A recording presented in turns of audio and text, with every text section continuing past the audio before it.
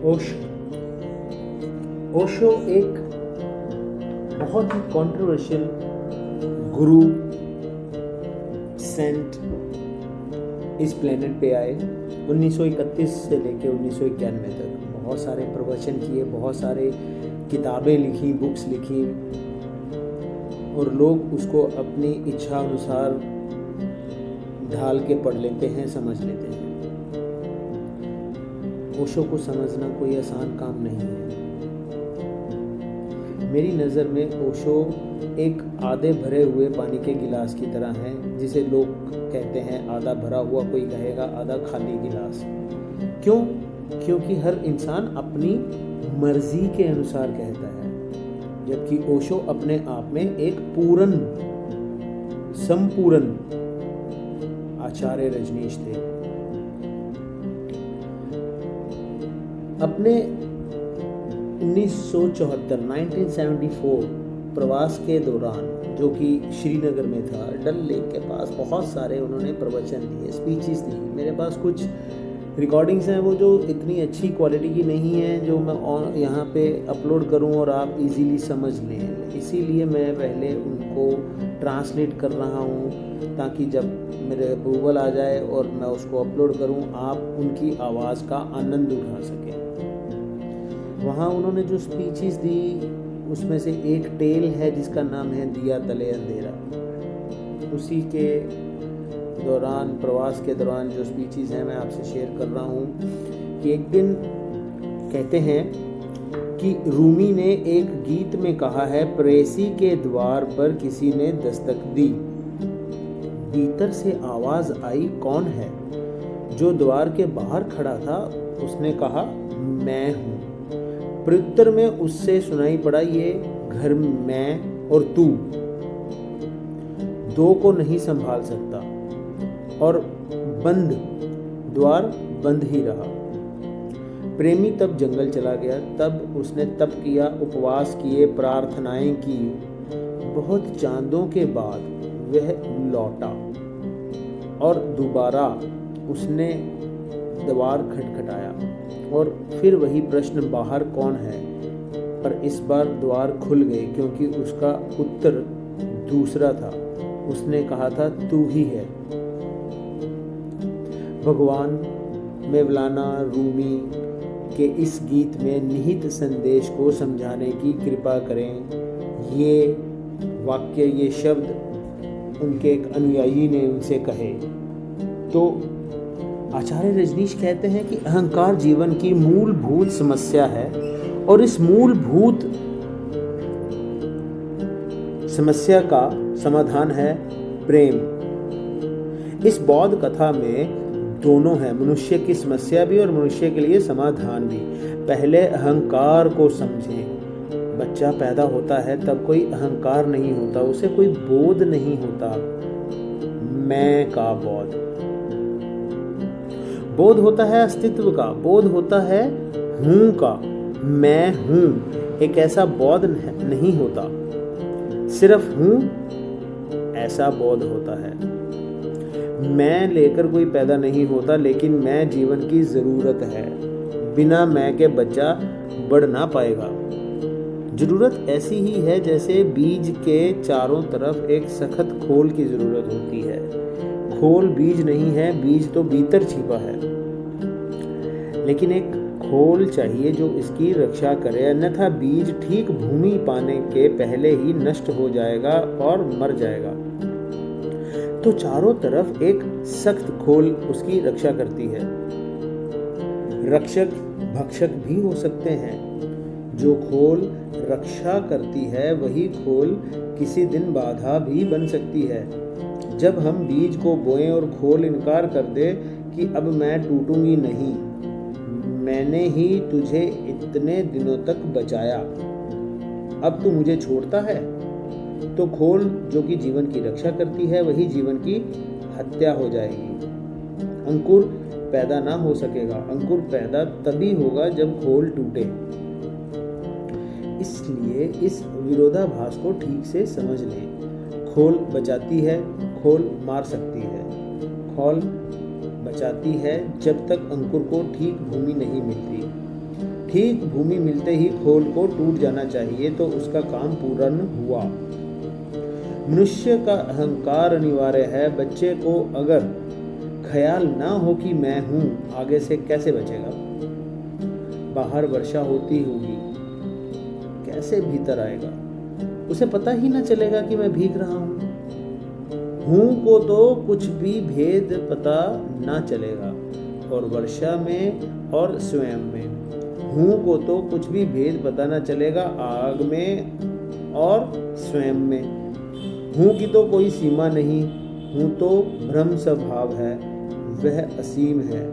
खोल सीमा बनाती है। बच्चे को पता चलना चाहिए कि मैं भीग रहा हूं, भागूं, घर में छिप जाऊं। बच्चे को पता चलना चाहिए मैं जल रहा हूं, हाथ हटा लूं, अन्यथा मृत्यु हो जाएगी। प्रत्येक बच्चे को समाज अहंकार देता है। हमें सिखाना पड़ता है कि तुम हो, तुम पृथक हो। हमें सिखाना पड़ता है कि तुम अपने पैरों पर खड़े हो, सहारे मत लो।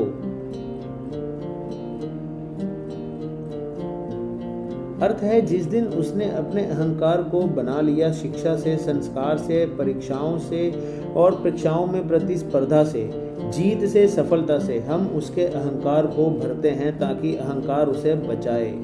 उस दिन तक जिस दिन परमात्मा की भूमि मिलेगी, प्रेम घटेगा और खोल टूटेगी और बच्चा पुनः विराट के साथ एक हो जाएगा। खतरा तब शुरू होता है जब वे खोल इतनी मजबूत हो जाती है और इस खोल को हम अपना रक्षक ना बनाकर अपनी आत्मा समझ लेते हैं। इस खोल को अपना कवच ना बनाकर अपना प्राण समझ लेते हैं। फिर हम इससे टूटने ही नहीं देते, फिर हम इसे बचाते हैं। वही भूल हो जाती है। अहंकार तुम्हें बचाए तब तक ठीक है, तुम अहंकार को बचाने लगो, बस उसी दिन भूल हो गई। अहंकार मूल्यवान हो गया, तुम खोल हो गए। जो मूलभूत है वह गौण हो गया, जो गौण है वो मूलभूत हो गया।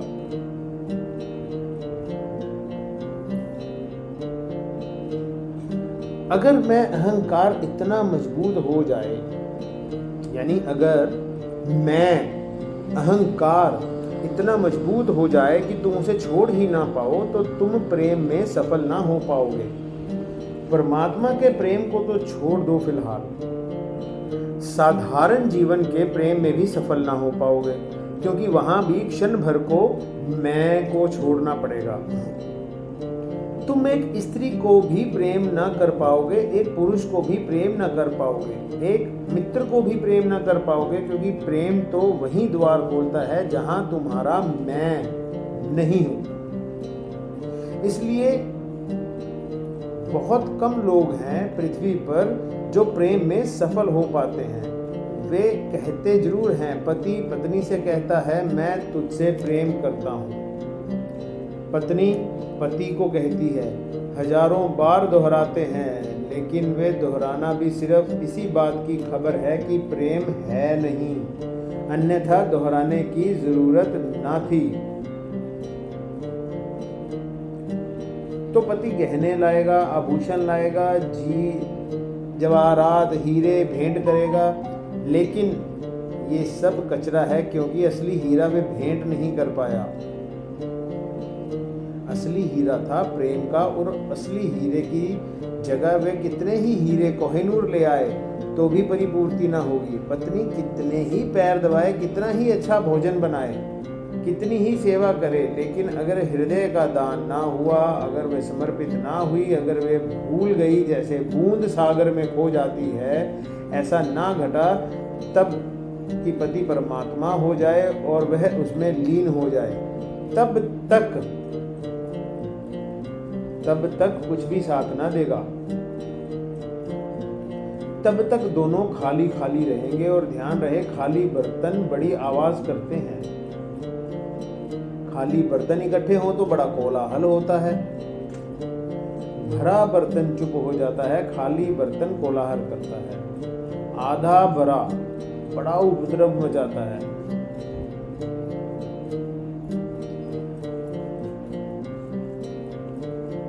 एक चीज से तुम डरे हुए हो कि कहीं मैं को खोना ना पड़े, इसलिए लोगों ने प्रेम के दरवाजे ही बंद कर दिए हैं। लोग विवाह करते हैं, प्रेम नहीं। फिर विवाह भी एक सब्स्टिट्यूट है, वह भी एक परिपूरक तारीख है। कुंडली मिलाते हैं, हृदय नहीं। माँ बाप तय करते हैं, खुद नहीं।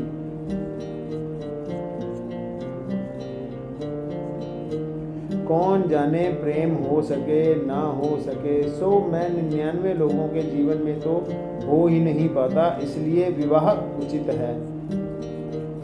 विवाह बड़ी फीकी चीज है प्रेम के मुकाबले।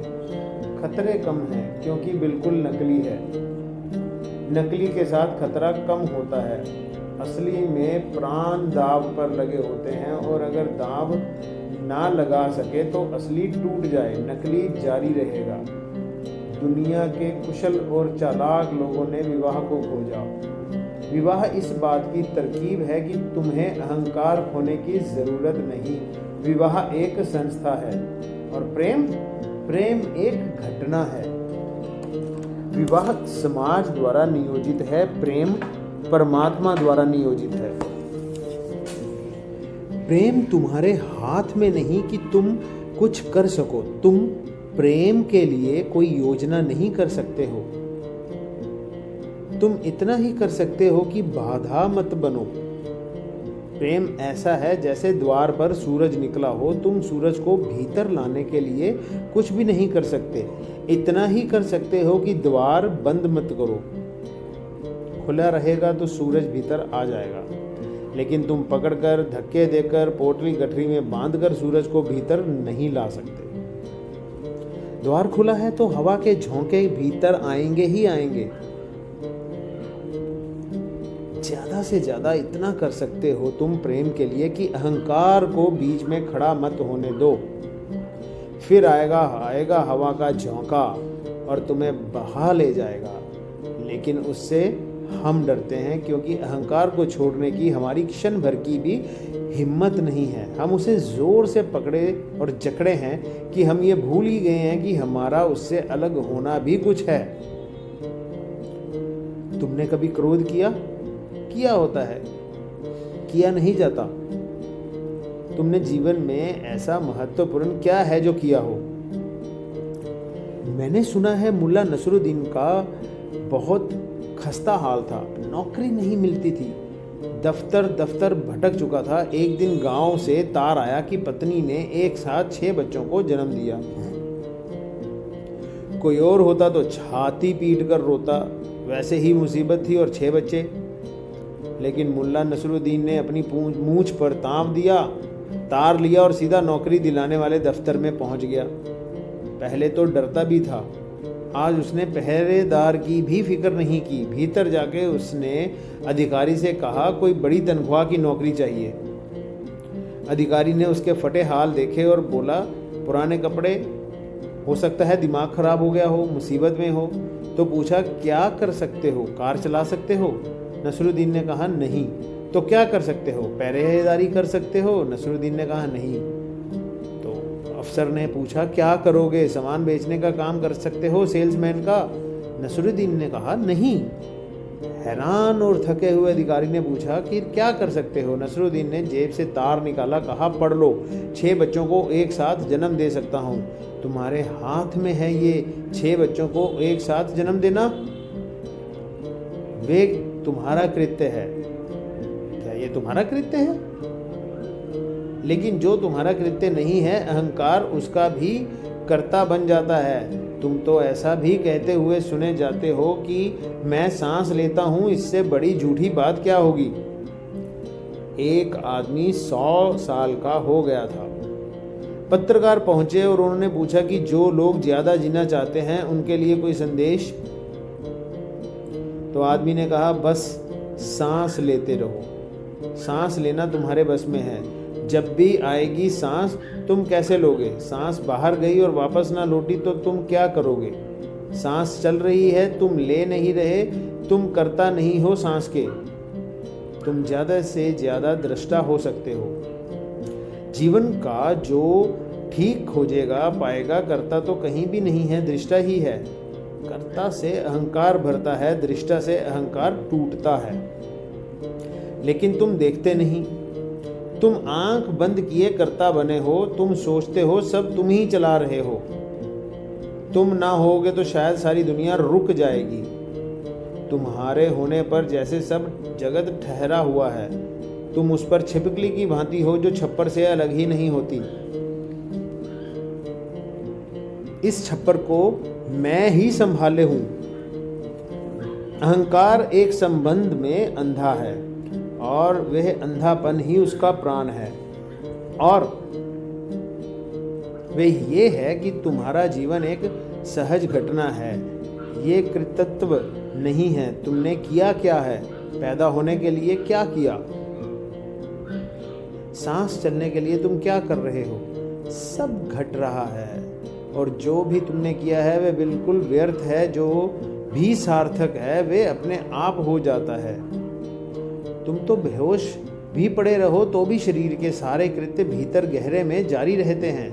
तुम्हें तो उनका कोई पता ही नहीं चलता।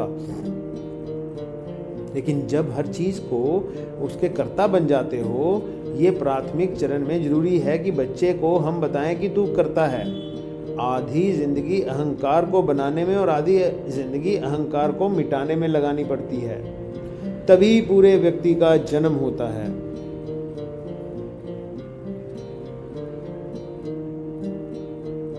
अहंकार के कारण प्रेम से भय हो जाता है, मित्रता से भय हो जाता है।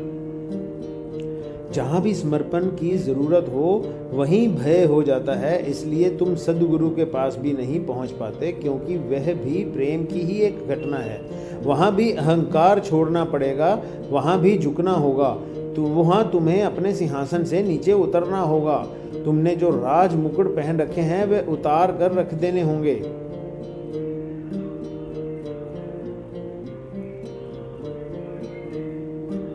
तुम सद्गुरु के पास भी नहीं पहुंच पाओगे। तुम मंदिर, मस्जिद, गुरुद्वारे में भी पहुंच नहीं पाते। तुम जाते जरूर हो, झुकते ही जरूर हो।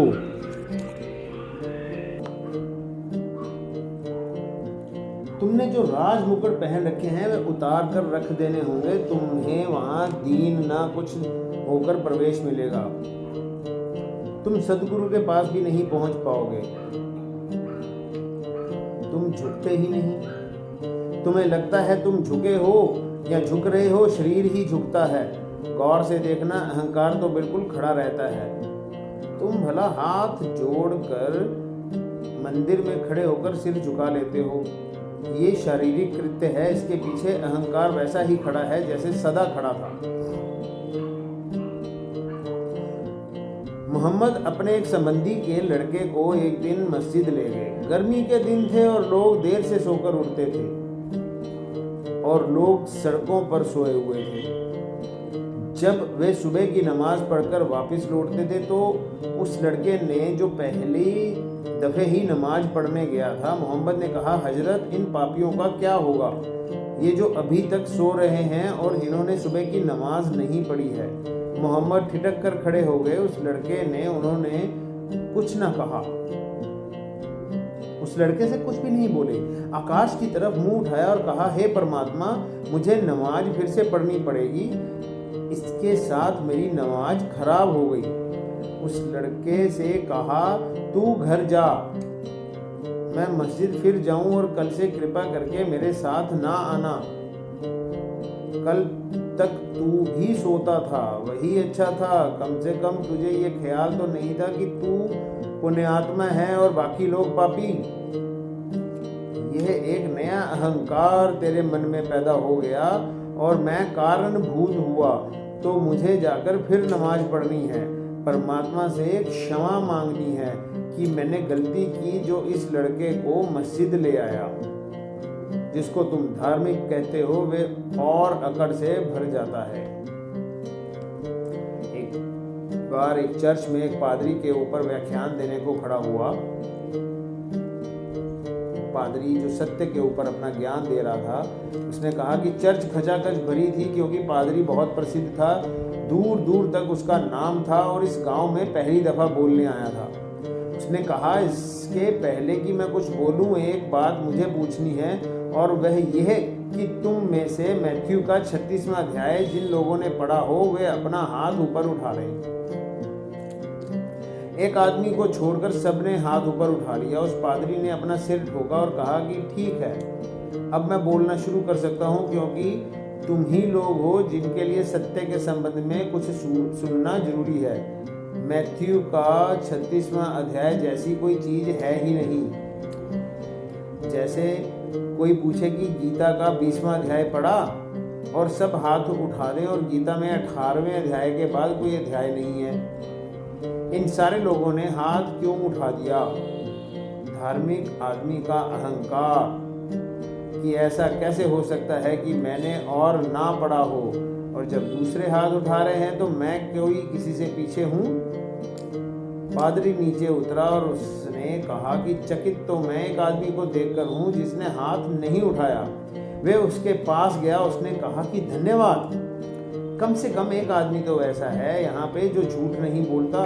उस आदमी ने कहा, क्षमा करें, मैं जरा कम सुनता हूँ, आपने क्या पूछा था? 36वां अध्याय? वे तो मैं रोज पढ़ता हूँ, लेकिन मैं साफ साफ समझ नहीं पाया। धार्मिक आदमी है, पूजा करता है, उपवास करता है, प्रार्थना करता है, उससे भी अहंकार भरता है, उससे उसकी अकड़ और गहरी हो जाती है, सारी दुनिया को पापी समझता है। जो आदमी मंदिर गया, उसकी आंखें देखी, उसकी आंखें तुम्हें नरक भेज रही हैं। जिसने एक दिन का उपवास कर लिया, सारी दुनिया पापी है। जो रोज सुबह गीता पढ़ लेता है, या राम की माला जप लेता है, या कागज पर राम राम राम राम लिख लेता है, वह सोचता है कि स्वर्ग उसका निश्चित, बाकी विचारों का क्या होगा। जैसे जैसे तुम धर्म के करीब जाओगे, वैसे वैसे तुम्हारा अहंकार मिटेगा, गलेगा। जैसे सूरज के पास कोई बर्फ की चट्टान जाएगी तो जैसे जैसे करीब जाएगी पिघलेगी, मिटेगी। ऐसे ही तुम सब परमात्मा के निकट जाओगे तो तुम्हारा जमा हुआ अहंकार पिघलेगा, मिटेगा। वह आगे बढ़ता हो, सघन होता हो और मजबूत होता हो तो पथरीला होता है, और पथरीला होता हो तो समझना कि तुम कहीं और जा रहे होगे, परमात्मा के पास नहीं जा रहे। सुबह के सूरज के उगते ही बर्फ पिघलने लगती है। तुम्हारे जीवन में परमात्मा के उदय के साथ ही अहंकार पिघलने लगेगा। अगर ऐसा ना हो रहा हो तो समझ लेना कि कुछ गलत यात्रा हो रही है। भला तुम तीर्थ जा रहे हो, लेकिन नरक की यात्रा हो रही है। तीर्थों का कोई संबंध बाहर से नहीं, तीर्थ भीतर की विनम्रता का नाम है। ना तुम प्रेम कर पाओगे अहंकार के कारण, ना तुम समर्पण कर पाओगे, ना तुम प्रार्थना कर पाओगे, और ना ही पूजा और परमात्मा के निकट जाने का इसके अतिरिक्त कोई उपाय नहीं है।